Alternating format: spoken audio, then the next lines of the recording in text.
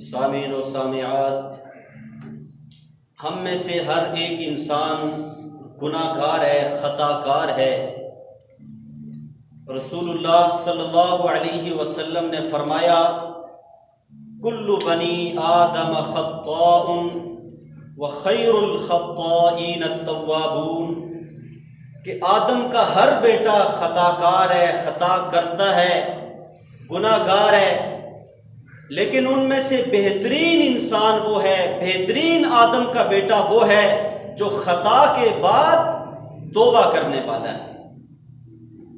ہر انسان سے گناہ ہوتا ہے، اور قرآن مجید کے اندر اللہ رب العزت نے بیان فرمایا انما التوبۃ علی اللہ للذین یعملون السوء بجہالہ ثم یتوبون من قریب فاولئک یتوب اللہ علیہم، کہ جو لوگ خطا کے بعد، غلطی کے بعد، گناہ کے بعد قریب سے ہی اللہ رب العالمین سے توبہ کر لیتے ہیں، اللہ کی طرف رجوع کر لیتے ہیں، تو یہی وہ لوگ ہیں جن کی توبہ اللہ رب العزت قبول فرمائیں۔ وَلَيْسَتِ التَّوْبَةُ لِلَّذِينَ يَعْمَلُونَ السَّيِّئَاتِ، اور ان لوگوں کی توبہ قبول نہیں کی جائے گی حَتَّى إِذَا حَضَرَ أَحَدَهُمُ الْمَوْتُ قَالَ إِنِّي تُبْتُ الْآنَ وَلَا الَّذِينَ يَمُوتُونَ وَهُمْ كُفَّارٌ، کہ جب موت کا وقت آتا ہے، انہیں سمجھ آ رہی ہوتی ہے کہ اب موت آنے والی ہے، تب اللہ کی طرف رجوع کرنے کی کوشش کرتے ہیں، تب ان کو آخرت یاد آتی ہے۔ فرمایا ان لوگوں کی توبہ اللہ قبول نہیں کرتا۔ اس وقت تک انسان کی توبہ قبول کی جائے گی جب تک اسے موت نہیں آ جاتی۔ جب موت کی سختیاں شروع ہو جائیں پھر توبہ کی قبولیت نہیں ہوتی۔ بیان کرنے کا مقصد یہ ہے کہ انسان جتنے بھی آدم علیہ السلام کی اولاد میں سے ہیں، چاہے وہ مرد ہو یا عورت ہو، وہ گناہ گار ہیں، خطا کار ہیں۔ آج کے خطبہ جمعہ میں انشاءاللہ العزیز آپ حضرات کے سامنے کچھ ایسے اعمال بیان کرنے جا رہا ہوں جن کی وجہ سے اللہ رب العزت ہمارے گناہوں کو مٹا دیتے ہیں، ختم کر دیتے ہیں، اور بعض اوقات گناہوں کو اللہ رب العالمین نیکیوں میں تبدیل کر دیتے ہیں۔ اللہ رب العزت حق اور سچ بیان کرنے اور عمل کرنے کی توفیق عطا فرمائے۔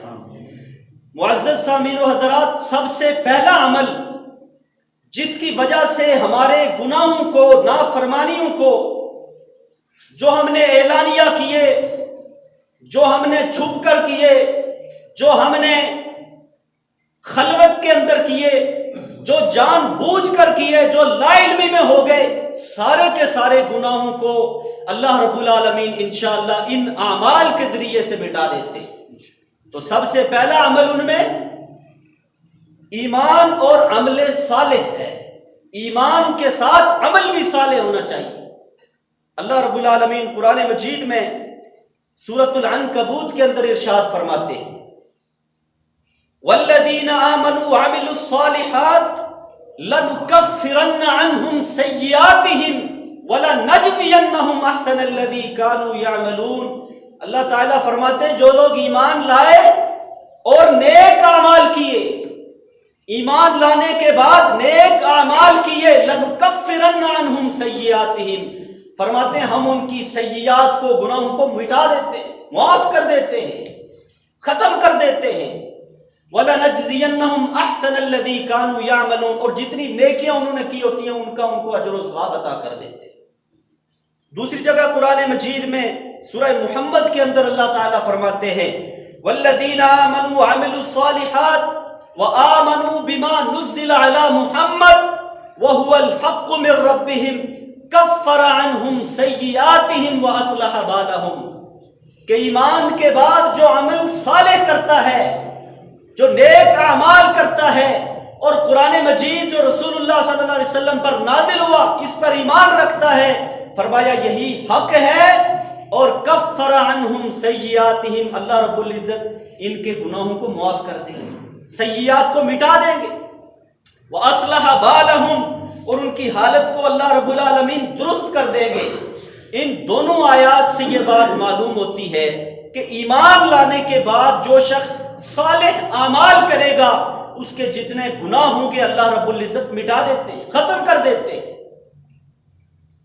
ایمان اور عمل صالح کب بنتا ہے؟ ایمان کے بعد عمل صالح کب بنتا ہے؟ ہم نماز پڑھتے ہیں، روزے رکھتے ہیں، حج کرتے ہیں، جہاد کرتے ہیں، صدقات کرتے ہیں، نذر و نیاز کرتے ہیں، لیکن یہ عمل صالح کب بنے گا؟ اس کے لیے 3 شرائط۔ ایمان لانے کے بعد ہم جو اعمال کرتے ہیں ان کو صالح بنانے کے لیے 3 شرائط ہیں۔ سب سے پہلی شرط یہ ہے کہ عمل کرنے سے پہلے ہماری نیت میں اخلاص ہونا چاہیے۔ یاد رکھیے، کوئی بڑے سے بڑا عمل یا چھوٹے سے چھوٹا عمل، اس کے اندر اگر نیت کے اندر اخلاص نہیں ہوگا تو وہ عمل اللہ رب العزت کے ہاں بالکل قبول نہیں ہوتا، چاہے کئی سال انسان وہ عمل کرتا رہے۔ انما الاعمال بالنیات، صحیح بخاری کی پہلی حدیث یہ ہے کہ اعمال کا دار و مدار نیتوں پر ہے۔ کوئی بھی عمل نیت کے اخلاص کے بغیر اللہ کے ہاں قابل قبول نہیں ہے۔ اور صحیح مسلم کی وہ روایت جس میں 3 بڑے نیک لوگوں کو، جو دنیا کے لوگوں کی نظر میں نیک تھے، جن کو عذاب دیا گیا، جن کو جہنم میں ڈالا گیا، شہید ہوگا، سخی ہوگا اور عالم دین ہوگا، وجہ صرف نیت کی خرابی تھی، نیت میں اخلاص نہیں تھا، ریاکاری تھی، اس وجہ سے اللہ رب العزت نے ان کے سارے اعمال ضائع کر دیے۔ تو سب سے پہلی شرط عمل کو صالح بنانے کے لیے یہ ہے کہ نیت میں اخلاص ہے۔ دوسری شرط عمل کو صالح بنانے کے لیے یہ ہے کہ آپ کا عقیدہ درست ہونا چاہیے، عقیدے کے اندر توحید ہونی چاہیے، عقیدہ وہ ہونا چاہیے جو محمد رسول اللہ صلی اللہ علیہ وسلم نے اپنے صحابہ کو سکھایا، جو صحابہ والا عقیدہ تھا۔ اگر وہ ہمارا عقیدہ ہوگا تب جا کر عمل قبول ہوگا۔ اگر ہمارے عقیدے کے اندر تھوڑی سی بھی شرک کی ملاوٹ آ گئی، ہمارے اعمال اللہ ضائع کر دیں۔ وَلَوْ أَشْرَكُوا لَحَبِطَ عَنْهُمْ مَا كَانُوا يَعْمَلُونَ۔ قرآن مجید میں اللہ رب العزت نے کئی پیغمبروں کے نام لے کر یہ آیت ذکر کی ہے، وَلَوْ أَشْرَكُوا، اگر یہ سارے شرک کرتے، لَحَبِطَ عَنْهُمْ مَا كَانُوا يَعْمَلُونَ، تو اللہ رب العالمین ان کے سارے اعمال ضائع کر دیں۔ اور رسول اللہ صلی اللہ علیہ وسلم کو بھی مخاطب کر کے کہا، لَإِنْ أَشْرَكْتَ لَيَحْبَطَنَّ عَمَلُكَ، اگر تو نے شرک کیا تیرے عمل بھی ضائع ہو جائیں گے۔ اب انبیاء شرک نہیں کر سکتے، ان کو مخاطب کر کے امتوں کو بتانا مقصود تھا کہ اتنے اللہ کے جو قریبی لوگ ہیں، محبوب ترین لوگ ہیں، اگر ان سے بھی یہ غلطی ہوگی تو ان کے اعمال بھی ضائع ہو جائیں گے، تو امتیوں کے کیوں نہیں ہوں۔ عمل کو صالح بنانے کے لیے یہ ضروری ہے کہ عقیدہ شرک سے پاک ہونا چاہیے۔ عبادت، نذر و نیاز، قربانی، صدقہ، خیرات، سب اللہ رب العالمین کے لیے۔ تیسری شرط یہ ہے عمل کو صالح بنانے کے لیے کہ آپ کا جو عمل ہے وہ رسول اللہ صلی اللہ علیہ وسلم کے بتائے ہوئے طریقے پر ہو۔ کوئی بھی عمل اس وقت تک اللہ کے ہاں قبول نہیں ہوگا جب تک اللہ کے رسول صلی اللہ علیہ وسلم کے طریقے کے مطابق وہ عمل نہ کیا جائے۔ محمد الرسول اللہ صلی اللہ علیہ وسلم کی ساری جو کمائی تھی میدان بدر میں کٹ گئی۔ آپ علیہ الصلوۃ والسلام 13 سال مسلسل عقیدہ سمجھاتے رہے۔ جھگڑا یہی تھا کہ جیسے میں کہتا ہوں ویسا کرو، اپنی مرضی نہیں کرو۔ تو آج بھی یہی اصول ہے، جیسے رسول اللہ صلی اللہ علیہ وسلم نے بتا دیا وہی کرنا ہے، ویسے ہی کرنا ہے، اپنی طرف سے کچھ بھی نہیں کرنا، اپنی مرضی سے عمل نہیں کرنا، اپنی مرضی سے نماز نہیں پڑھنی، اپنے طریقے سے نہیں پڑھنی، جیسے رسول اللہ صلی اللہ علیہ وسلم نے بتا دیا ویسے پڑھنی۔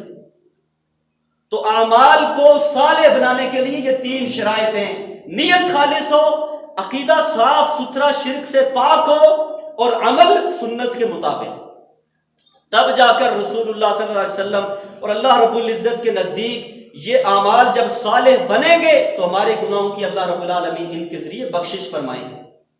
دوسرا عمل جس کے ذریعے اللہ رب العالمین ہمارے گناہوں کو مٹا دیتے ہیں وہ ہے ایمان اور تقوی۔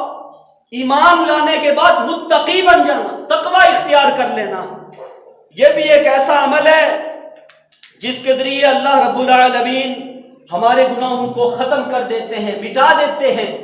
اللہ رب العالمین نے قرآن مجید سورۃ المائدہ کے اندر فرمایا، وَلَوْ أَنَّ أَهْلَ الْكِتَابِ آمَنُوا وَاتَّقَوْا لَكَفَّرْنَا عَنْهُمْ سَيِّئَاتِهِمْ اگر لوگ ایمان لائیں اور اس کے بعد متقی بن جائیں، تقوی اختیار کریں، لَكَفَّرْنَا عَنْهُمْ سَيِّئَاتِهِمْ، ان کے سارے گناہوں کو، سیئات کو معاف کر دیں گے۔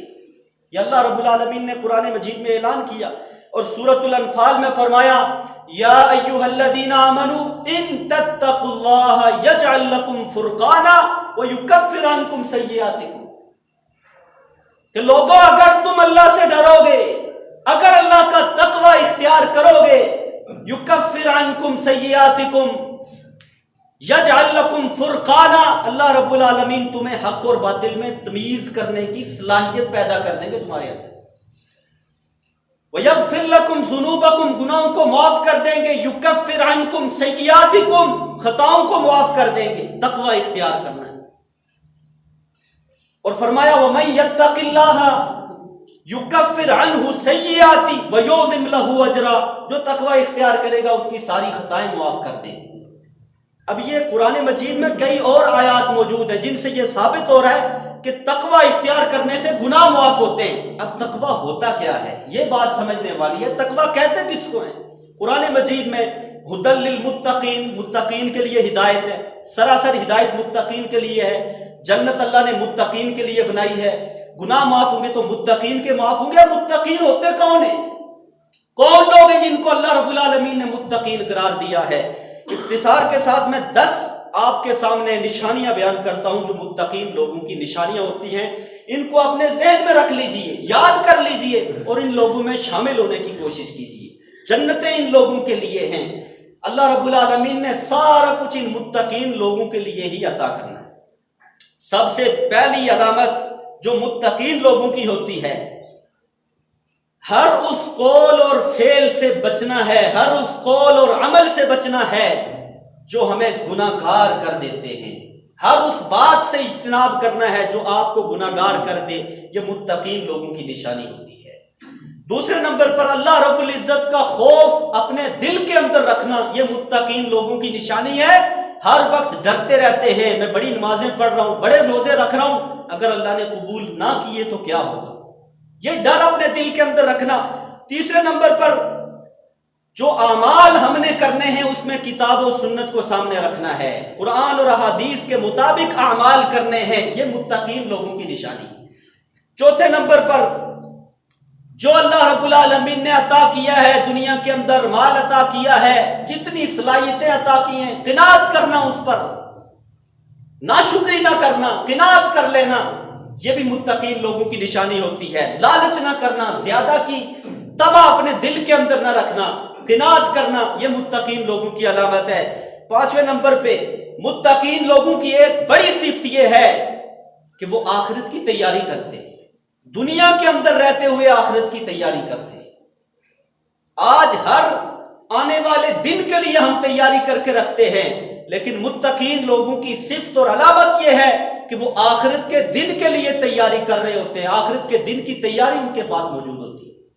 چھٹے نمبر پہ جتنے صغائر صغیرہ گناہ ہیں، چھوٹے گناہ ہیں، کبائر جتنے بڑے گناہ ہیں، ان سے اجتناب کرنا، ان سے بچنے کی پوری کوشش کرنا، یہ متقین لوگوں کی علامت ہوتی ہے، ان کی صفت ہوتی ہے۔ اللہ رب العزت نے جو فرائض مقرر کیے، 5 نمازیں فرض کی ہیں، صاحب استطاعت پہ حج فرض کیا ہے، زکوٰۃ بھی فرض کی ہے، روزے فرض کیے ہیں، جتنے فرائض اللہ رب العزت کی طرف سے مقرر کردہ ہیں، ان فرائض کو ادا کرنے والا شخص بھی متقی ہوتا ہے۔ اور اس سے آگے اللہ رب العالمین کا ذکر کرنے والا شخص، چلتے پھرتے اٹھتے بیٹھتے اذکار، دعائیں، ذکر و اذکار یہ کرنے والا شخص بھی متقین لوگوں میں شامل ہوگا۔ 9ویں نمبر پہ جو اللہ رب العالمین کا شکر ادا کرتا رہتا ہے، زبان سے، عمل سے، ہر وقت شکر، اللہ الحمدللہ، اللہ نے کھلایا، اللہ نے پلایا، اللہ کا شکر ہے، تو یہ شخص بھی متقین لوگوں میں شامل ہوتا ہے۔ اور پھر ناشکری سے بچنے والا، اپنے قول سے بھی، عمل سے بھی ناشکری سے بچنے والا شخص بھی متقین لوگوں میں شامل ہوگا۔ یہ متقوے کے مفہوم کے اندر 10 علامات میں نے آپ کے سامنے ذکر کی ہیں۔ ان لوگوں کے لیے اللہ تعالیٰ نے یہ قرآن میں اعلانات کیے کہ ان کے گناہ معاف ہوں گے، ان کے لیے جنتیں ہیں، جہنم سے ان کو بچایا جائے گا، بڑی لمبی چوڑی جنتیں اللہ رب العزت نے ان کے لیے تیار کی۔ تو متقین لوگوں میں اپنے آپ کو شامل کرنے کی کوشش کیجیے۔